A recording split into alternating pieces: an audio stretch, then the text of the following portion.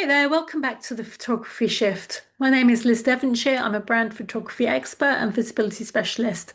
I'm really excited to be introducing Hazel Turner from Well Designed this week. She'll be our sixth guest, so we're halfway through the series. I can't believe that's happened so quickly. So please do listen in. If you've missed any of the previous episodes, they're still available for you to go back and listen to those as well. In the meantime, please enjoy. Hello, welcome to the Visibility Shift. I'm absolutely loving doing these interviews with these amazing businesswomen, and I'm really delighted today to be chatting to a finalist in Solopreneur Awards, branding expert Hazel Turner. Hazel helps businesses to identify their and attract their ideal clients, specializing in creating logos, packages, social media templates, and websites, and that leads to fantastic audience growth and increased sales. So Hazel as well was recently in Brand G magazine, and she is incredibly visible within the business community, which I'm sure she's going to love to tell us about. So before we dive into the questions, Hazel, can you tell me a little bit more about yourself, your journey, and of course, Well Designed? Thank you. Thank you so much for inviting me on here, Liz. You've interviewed some amazing women, so I feel very honoured to be part of the gang. Thank you. So yes, my name's Hazel. I'm a designer and brand strategist, and I have worked as a designer for, well, my whole career, to be perfectly honest. So getting close to 25 years now, which is quite scary. I started off as a magazine designer, so I've worked for lots of titles you will have heard of. I was freelance for a long while, which gave me such amazing opportunities. So I worked for a lot of titles in both London and Sydney. So everything from Vogue to Delicious. I worked as promotions art director at Marie Claire for a while. Grazia, Red, Glamour, lots of magazines you will have heard of. And then I was lucky enough to have the opportunity to work for ASOS on their app, and I really loved digital as a new media, really, having come from a print-based background. Although in my very first job I did design some website assets, so it was almost going full circle, but obviously things had moved on a long way by that point. So yeah, now I mix the two, my print and my digital experience. I've worked for Knight Frank on yeah, all sorts of assets, and also for Revolution Beauty, social media campaigns, again, website assets. So now I bring all that experience to work with wonderful business owners. My business name, Well Designed, an editor friend, she came up with that name for me, and I thought it was just perfect. You know, the job that I've had, especially working in print design, you do have to have really good attention to detail, because it's once it's printed, that's it. It's not like digital, you can go in and update it and change it. So yeah, I've always had a real life for detail, and I'm a bit of a perfectionist, so everything I do is well designed. And I also work with a lot of people who have businesses in the wellness and lifestyle markets. That's where I have a real sort of natural affinity myself. If you ever watch any of my social content, you'll see I'm regularly going to sound baths and retreats and seeing I saw my acupuncturist this morning. So, you know, I do really live and breathe that. You know, I'm really interested in wellness as part of you know, health and general daily lifestyle, especially from suffering with long COVID chronic fatigue recently. That has really helped me. So I love to put all my skills into helping people in those areas, and I bring psychology into everything I do. I've always been fascinated by what makes us, you know, why we make certain decisions, and so many of the decisions we make are based on emotions, and we're not even conscious of them. So I always say that I don't really work directly for my clients, I'm working for their clients, because you don't sell to yourself, so they're the people that we are always trying to attract into our world. That's such a good point, actually, and really well put. And actually, as the series have progressed, and I've talked to quite a few business women, and hearing the way they're sort of talking about how they describe their businesses is it's really enlightening and refreshing. And hearing that about the way you're sort of describing you're working for the next person along the food chain is Mm. it's really good to hear that. So yeah, I've got a lot of sort of synergy with you because my history is pretty similar actually, in terms of working for newspapers and magazines. Maybe our paths might have crossed Yeah. in another I life. wonder if you were down the hall at some Yeah, point and then we didn't even exactly. know. Exactly. It's very funny how what a small world we live in. But I'm going to Definitely. start asking you a few questions. So brace yourself. I'm going to ask you, first of all, what leap of faith did you make to step out of your comfort zone into the limelight? And the reason that I ask this question, and I ask it of most of my interviewees, is because I think for a lot of people, they want to become more visible, but they don't know how. And also, it's quite frightening and scary initially to do that. Yeah, I think you're so right. I mean, I'm sure you could have some resonance with this as well, Liz, in terms of your background. But for me, working as part of an art team, generally I was sitting at my desk, I was given a brief, I got on with it. Yeah, in terms of magazines, like the art department, we were always the ones who were kind of the most relaxed, really. We could go into the office wearing jeans. We weren't client facing. We got on with our job, pulled everything together, made it look amazing, right at the end of the chain. So yeah, it's a real shift when you go to running your own business, and so much now is about promotions, especially on, social media, definitely digital promotion anyway. So yeah, it's been a journey, let's put it that way.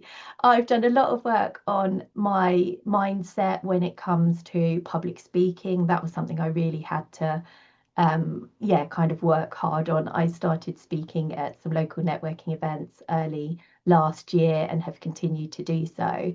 And that was something I always had. I guess it was a phobia, really, had a real phobia of speaking on stage. So EFT tapping has helped me with that. And yeah, I guess hearing other people's stories as well, knowing that you're not alone in that. I think a lot of people are like, I know what I do is amazing and I have some fabulous skills and I can really help other businesses out there in my certain area of expertise. But yeah, people have to find out about you, don't they? And then it's like, oh my goodness, you open this can of worms of sales and marketing and all this stuff you've never really done before. So yeah, so a real shift. But one thing that's really helped me, because people say to me that they really like my lives on social media, and I'm like, oh, thank you, because sometimes you never know if it's landing, if anybody's seeing it at all. So it's so wonderful to get that feedback. But I always say to people that I actually started off just doing stories because they literally last for 24 hours and then they're gone. You don't have to worry Yeah. too much. And I think everybody says like, oh my God, if you go back and look at the first video content I was posting, you Yeah. wouldn't recognize me. So yeah, we're all on that path, aren't we? We've all been through it ourselves. Absolutely, absolutely. I mean, it is, it's one of those things, but you feel great once you've kind of stepped out of that comfort zone. It feels a positive thing and it can help you not only for business reasons, but I think it can help you on a personal level as well. Um, Oh, completely. Yeah. as a photographer, this is obviously my main reason for it's my passion, my main reason for doing everything that I do, actually. I'm going to ask you, what and how do you advise your clients about photography for their branding and website? Because obviously, I mean, for me, and I'm sure for you, the visuals kind of really have to speak. So just wondering how you Oh, tackle them. yeah. Yeah, definitely. I mean, what is it they say? A picture tells a thousand words. And, no disrespect. I know some amazing copywriters, but, with visuals, it is instant. And like I was saying about the psychology aspect that I bring into my work, but people will feel a feeling and they probably can't even articulate what that feeling is. But visuals do create an instant emotion, an instant connect. Well, they have the opportunity to, hopefully it will be the right one depending on your audience. So yeah, I always stress to my clients how important it is. And yeah, especially for websites as well, in terms of making sure that everywhere that you show up is really consistent. I always say I bang on about the C word, but it is consistency when I'm saying, usually. So, it's so important to keep things consistent. And I say to people, imagine how you would feel if you turned up at like whatever your local supermarket is. So here down the road, I'll go with Sainsbury's because that's there. If you turned up and all the signage was bright pink, like, would you actually go in? You'd Yeah. probably turn around and go somewhere else, right? You'd be like, this is something's off here. This isn't right. So Yes. that's, Yeah. I say to my clients, you're potentially creating that feeling for clients if they turn up on your website and they're like, this doesn't look right.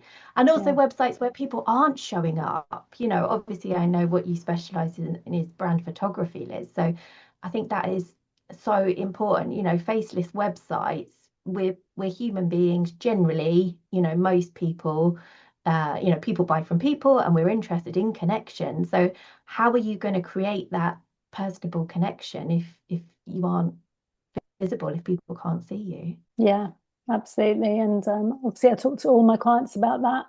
And it's another way that for some people, they find it hard, and it's another area where people find they have to step out their comfort zone for it. But um, it is really important. And I scroll on by websites that don't have the person involved on the front Mm. page because it's a trust thing.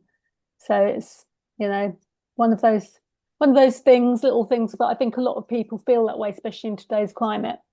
Yeah, and Some interestingly, I've just literally just updated my website, and I've updated it. So rather than having my work at the top of the homepage, I've got a picture of me. Yeah, But yeah. it's taken me how many years to be like, yeah, I need to, yeah, just We need to need to be practice what more we prominent on preach, there. don't we? I know, I know. So finally, I wanted to just ask you about the advice that you might offer our listeners today, because obviously every time somebody comes on as an expert, people are kind of wondering what they would say about becoming more visible to their ideal audience. And so you might have a key piece of advice that you'd offer.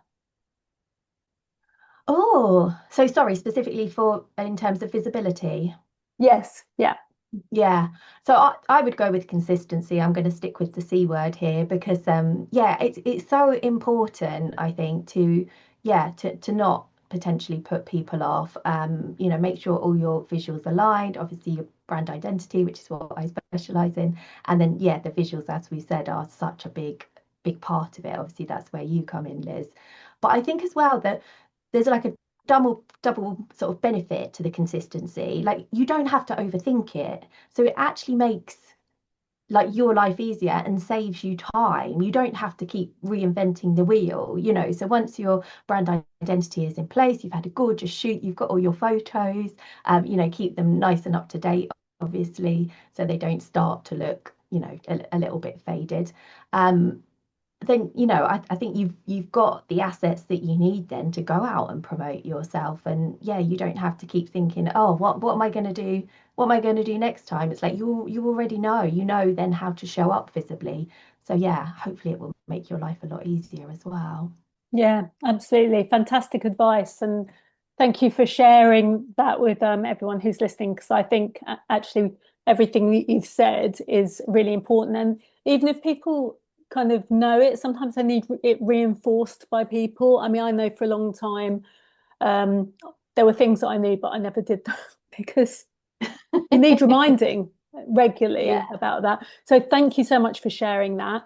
If you guys want to follow up with Hazel and connect with her, uh, um, learn a bit more about her, I'm going to put her details next to her video and also in the comments for this when I promote this video. So um, do please get in touch with her. And thank you so much, Hazel, for joining us. Oh, thank you, Liz. It's been a pleasure. Well, I really hope that you enjoyed that episode. I think Hazel had tons of really interesting advice and insights for you. And as I said earlier, I can't believe this, we're halfway through the photography shift. It's gone by so quickly. We've still got 6 more episodes with some amazing business women. So please keep tuning in. I can't believe that we're one series down and halfway through the second one. Um, Time just goes by so quickly. But I'm gonna just before I sign off on today's episode.